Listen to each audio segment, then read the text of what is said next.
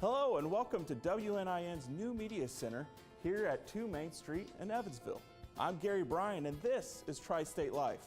But enough with the formalities. We got a lot of ground to cover, so let's get right to it.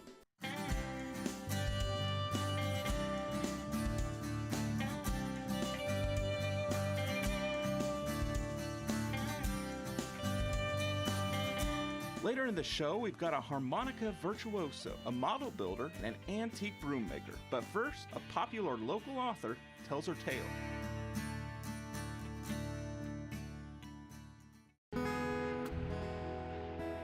The highway hums a Christmas tune as snowflakes start to fall. We drive past furrowed cornfields and through country towns so small.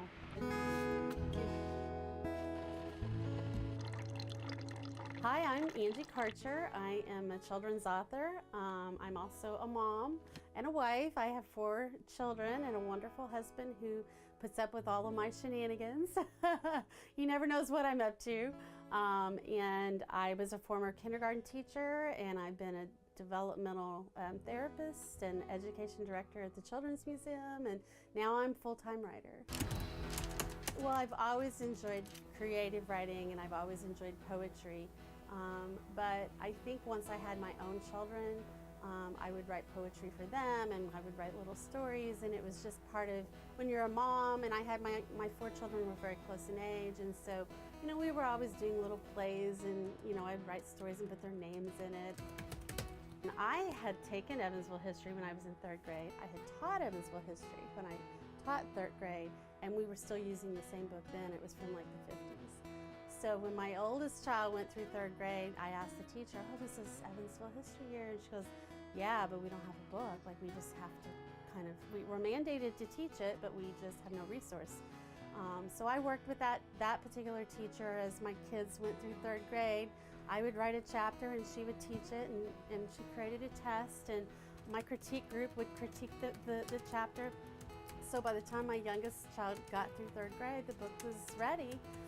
But it's really tough to find a home for a local book, and especially something for children.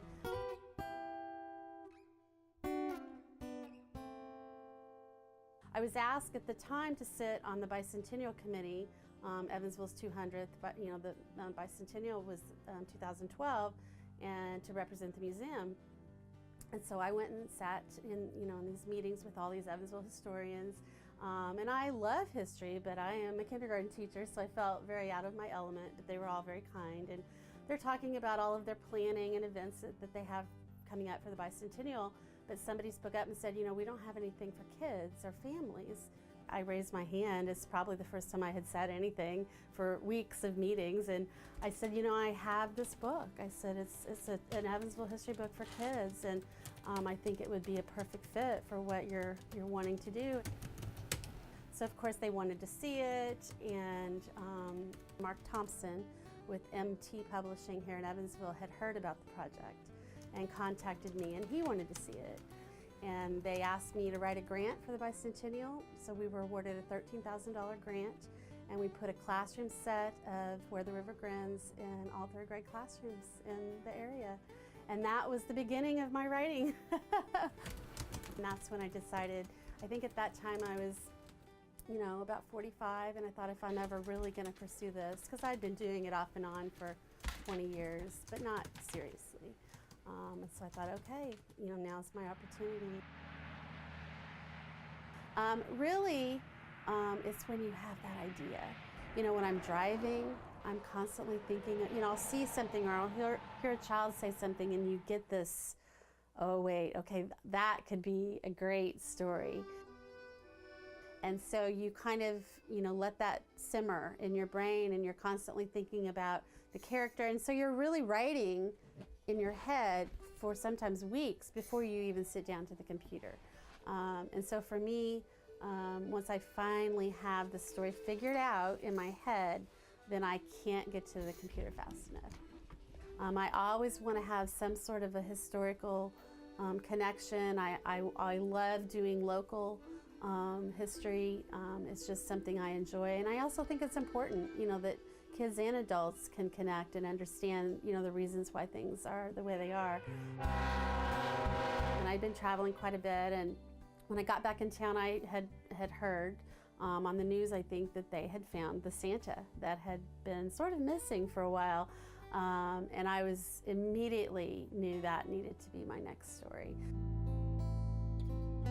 How much longer till we're home, they ask one winter night. You'll know we're getting closer when his mitten is in sight. We stretch to see past maple trees and tired barns of red, with hushed anticipation to see Santa Claus ahead. So I contacted Ron McKeithen, who is the gentleman that was driving around looking for a spot to hunt. And as he passed a junkyard, he saw a great big black boot, and he knew immediately what it was. It was Santa. The traffic slowed on Whitened Road as headlights lead our way. We yearn for Santa's waving hand to brighten up our day. And so I met Ron, and I got to see Santa while they were still working on him in the warehouse. And my sister-in-law, Dana Karcher, is the illustrator. You know, we just sat and talked through each page and what I was envisioning and then what she envisioned, and it was absolutely a collaboration and just fun to work with my sister-in-law too. And in the darkened distance stands an image in the light. We see his mitten waving up ahead, a welcome sight. He's here, he's here, we're getting near. Our Santa is so tall. We slow and stop beside him, and he makes us feel so small.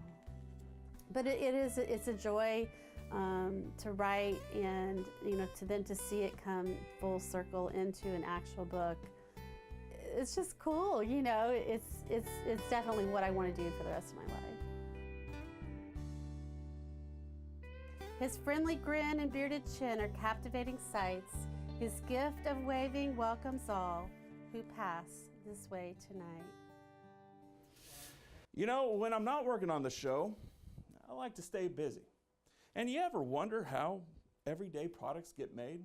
Well, one Illinois woman is putting her own spin on a traditional cleaner. Just across the state line in Illinois sits the quiet town of Crossville. With its single stoplight along Route 1, you could just miss it on your way through the land of Lincoln. Wandering down its slumbering streets, you'll find a garage bustling with activity. Come on, baby, let's go. Claudie Parson makes brooms. This is why it's nice to be a broom maker, because I make a mess and I make the equipment to clean it up with. For years now, she's been creating these sweepers the old-fashioned way. This machine is called a kick winder, and it's a 1908, built in Chicago. The name may be simple, but there's more to this trade that Claudie got involved in over 20 years ago. Wind this around. Okay, so now I've got my wire wrapped around the handle, and we're using a material called broom corn. And broom corn is grown primarily now in Mexico. Illinois, Indiana, Nebraska, Kansas all used to be huge broom corn growing areas. But this is the very top of the plant that we're using. It grows 10 to 15 feet tall. So we're going to take some broom corn and we put it underneath the wire. I make my ends straight. So they go underneath the wire like this, and I'm going to tighten this just a little bit. That's my tension. And this just wraps onto the handle. Handful after handful of broom corn is added to the handle of this old-fashioned sweeper. We want more thickness on this, so we put shoulders on the broom. So I don't weigh my broom corn. Most of my broom buddies do weigh it so they know exactly how much they've got, but I never learned to do it that way, so I just wing it. Her love for the craft came together about as surprisingly as the brooms she creates. I was working as a tour guide in New Harmony. One of the cabins we would go in with tour groups had broom making equipment in it, and we would go in and say, this is broom making equipment, but no one knew how to operate it. So I requested that they find someone to come and show me how to make brooms. so we could show it to the tour guide people, or the people on tour. And John Mavis from Bone Gap, Illinois, came over one afternoon and showed me how to use the equipment. The afternoon was fruitful, and after a few rough tries, Claudie got up to speed. Before long, however, her career changed, and the newly learned craft was put aside so Claudie could raise her family. After my children grew up and left home, I told my husband I was interested then in finding equipment and relearning how to do it. And he always jokes about, because these pieces of equipment weigh 250 pounds, they're solid oaks and cast iron. He said, oh no, we couldn't pick up a hobby where it's like knitting needles or something. We've got to pick up something. We've got an 18-foot trailer to haul it and dollies, and so go big or go home.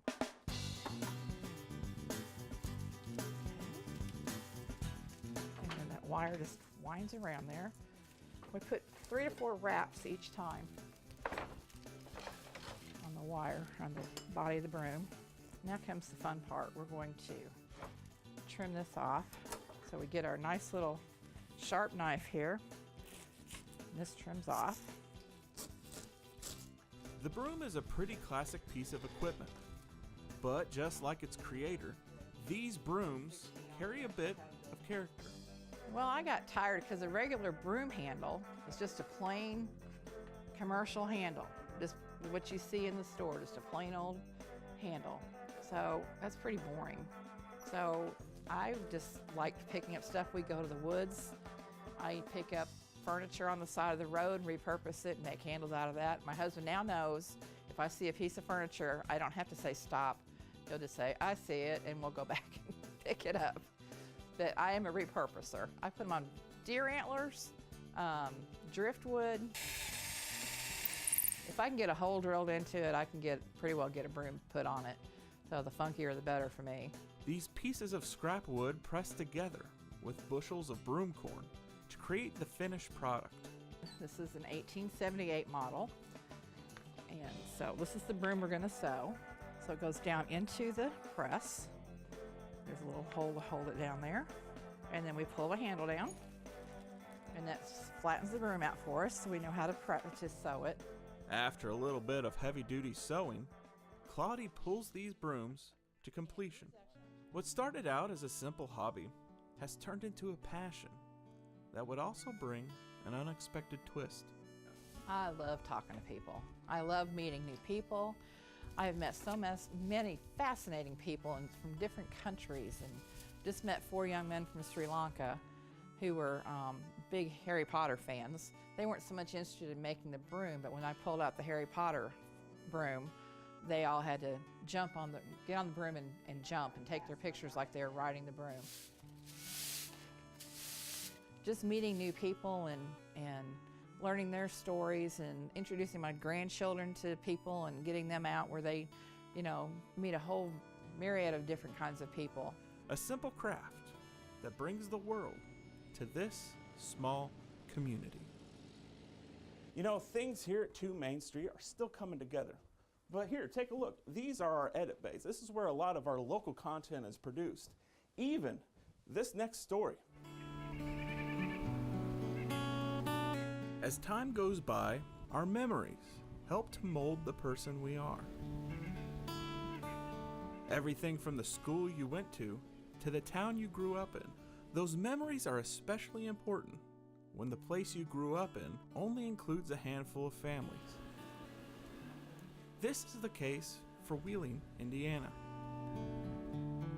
Located just 11 miles from Princeton, Wheeling includes just a few homes, a church, and one old covered bridge. But to get a better sense of this small community's past, it's best to talk to local resident Harold Williams. Just like the covered bridge, the different things that happens around that bridge. So, and back in those days, we're talking about 75, 80 years ago, teenagers didn't have transportation.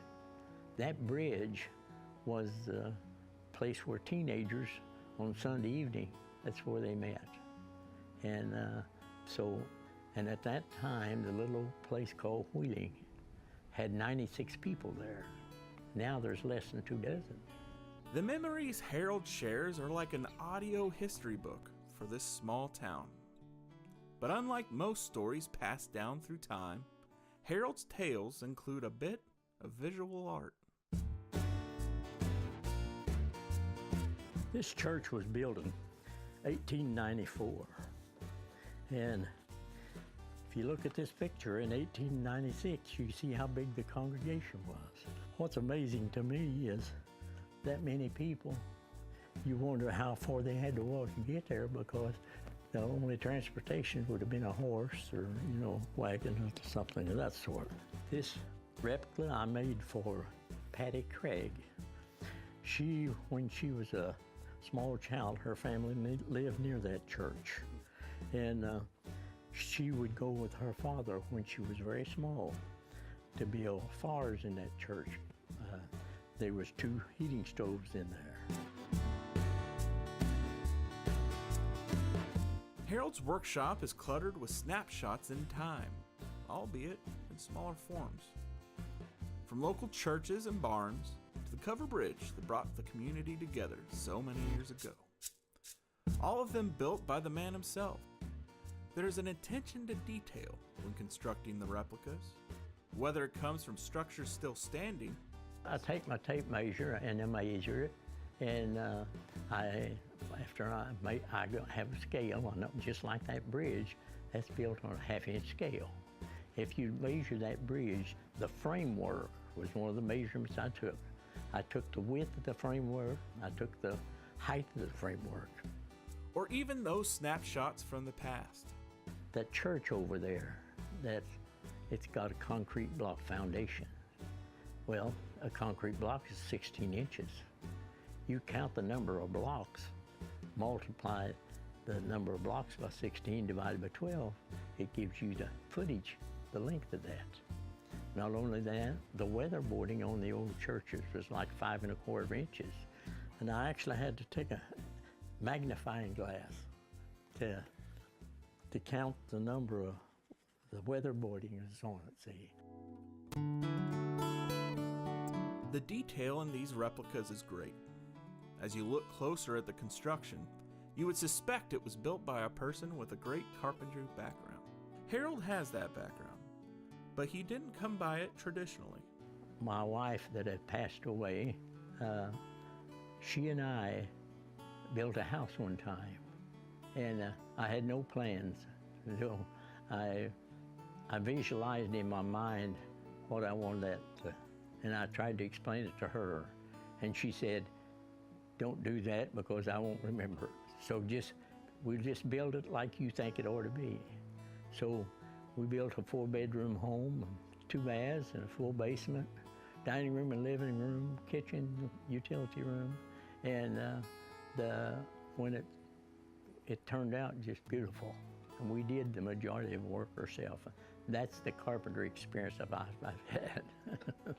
At 85 years old, Harold has plenty of memories living in this small town to work from. Now we'll look at the barn here. We played basketball in there, and there would be so many teenage boys there on a weekend. We couldn't all play at one time. We had to take turns of playing in there. And so I thought, well, I'll just put their names on there, and that's some of the boys that played the most in there. Each piece has a little bit of history. And a personal touch. She was a friend of my wife's. Rosella Campbell was her name. After my wife passed away, I stopped one time to visit her. And she wanted me to make her something.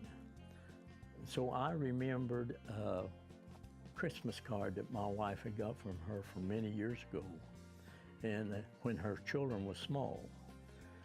So I made her one of these. I took that Christmas card, my daughter Carolyn had it laminated in plastic, put that picture in that log cabin, and so when she opened the door, she saw her children.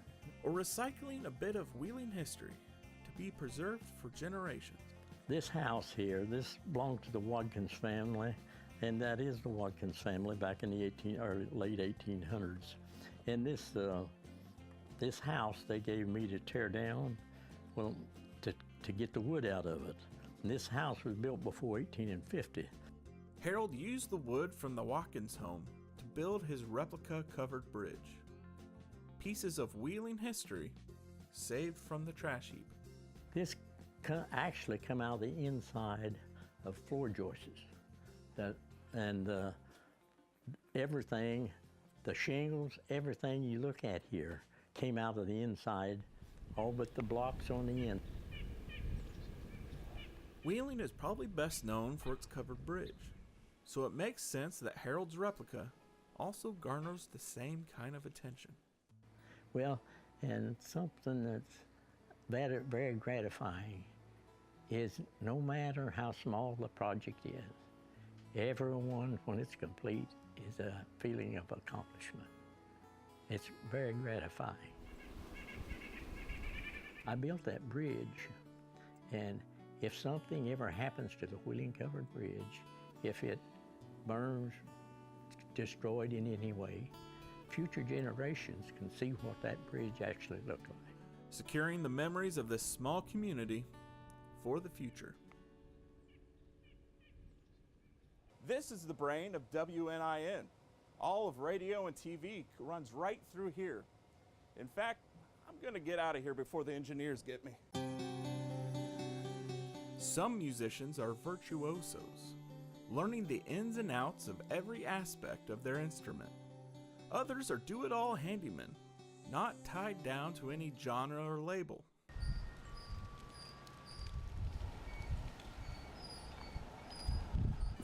However, on a quiet road in Ferdinand, Indiana, you'll find Ray Majors. And well, he's just a bit of both. I'm at my worst in front of a mic. But fortunately, I found this music where we play strolling restaurant gigs and strolling art fairs and beer gardens at German fests, where we walk around and play for people right at their tables. If you've been to any sort of festival in the tri-state over the years, you may recognize Ray's signature mustache. But most likely you'll recognize the music he plays and the passion he brings with it. To put Ray Majors in any category of stereotypical musician is pretty hard. It's best said that Ray is, well, Ray. When I was 6 years old, or 7, my folks got a little TV, and there were television variety shows. Some variety program, and the curtain came open, and there was János Starker, the famous Hungarian cellist. My dad was a livestock trader, and we didn't know anything to speak of about classical music. My mother was from Cincinnati. She heard jazz when she was a kid, but classical music wasn't part of it. And this guy was playing this wonderful music on this cello. It's an instrument I didn't even know what it was. And I said, man, that's great, but probably to do that, you have to be a little old bald guy from Eastern Europe. American farm kids couldn't possibly learn how to do that. But that's the first thing I saw that struck me. This early exposure gave Ray the passion for music. But it was listening to the radio that got him playing. You'd hear Peter, Paul, and Mary, and the Limelighters and the Brothers Four, and that's what passed for folk music. And I was cruising around the radio dial, and I came upon WPFB in Middletown, Ohio. It was Moon Mullins and the Boys from Indiana, which was a well-known early bluegrass band of the same vintage as Monroe and Flatt and Scruggs. And the very first thing that I heard, he said, this is Lester Flatt and Earl Scruggs and the Foggy Mountain Boys doing my time.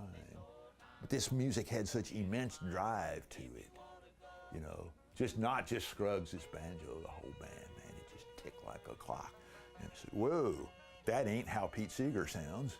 I don't know if that's folk music or what that is. So I got listening to Moon Mullins. You could say that Ray found his calling, learning all the essential instruments of bluegrass: fiddle, guitar, and banjo. But it was a different type of inspiration that forced Ray to rethink his playing. I was out behind the barn with a belt sander, sanding a bunch of old lumber that I was going to use for some paneling in a kitchen. And I'm a pretty good carpenter, and I got good sense, and I have worked with hand tools or electric tools lots to know the power tools that you always unplug them if you're going to change the bit or change the belt. Unfortunately, he hadn't. You know, I hit the trigger and this thumb got sucked into the belt sander. The damage to his finger was done. Doctors believed feeling to his thumb would never come back. But like a bluegrass Tony Iommi, Ray took the opportunity to find his own way. So there was a year or so where I couldn't play any string instruments. I got a harmonica. I always had one, but I never fooled with it much, and I played it everywhere all the time. The car radio didn't come on at all. I'll go down the road like this. Going down the road. The harmonica has become second nature to Ray. Sit with him long enough, and it's almost as if the instrument is an extension of his personality. Songs once meant for fiddle were now played on the harmonica. So I learned from fiddle players. I learned to play melodies, complex melodies, you know.